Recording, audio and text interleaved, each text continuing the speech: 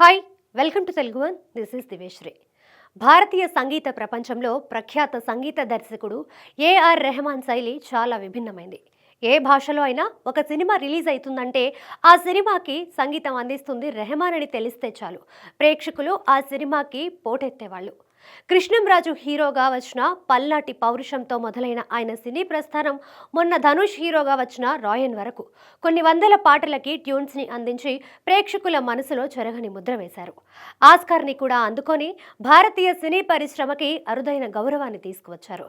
రీసెంట్గా ఆయన భార్య సైరా భాను తన భర్త ఏఆర్ రెహమాన్ నుంచి విడాకులు తీసుకుంటున్నట్లుగా తన తరఫు న్యాయవాది అధికారికంగా వెల్లడి చేసింది. 29 సంవత్సరాల తమ వివాహ బంధాన్ని రద్దు చేసుకుంటున్నామని సైరా ప్రకటించడం ఇప్పుడు హాట్ టాపిక్ గా మారింది. ఈ కష్టకాలంలో తన ప్రైవసీని గౌరవించాలని కూడా సైరా అందరికీ విజ్ఞప్తి చేయడం జరిగింది. ఇక ఈ విషయంపై సోషల్ మీడియా వేదికగా రెహమాన్ ట్వీట్ చేస్తూ ముక్కలైన హృదయాల బరువుకు ఆ దేవుడి సింహాసనం సైతం వణుకుతుంది. అయినా ఈ ముగింపులో మేము మరో అర్థాన్ని వెతుక్కున్నాము. విరిగిన ముక్కలు మళ్ళీ పూర్వంలా కనిపించవు. ఈ క్లిష్ట పరిస్థితుల్లో తన స్నేహితులకు బంధువులకు చూపించిన గౌరవానికి కృతజ్ఞతలంటూ ఎమోషనల్ ట్వీట్ చేశాడు. వీరికి 3 పిల్లలున్నారు.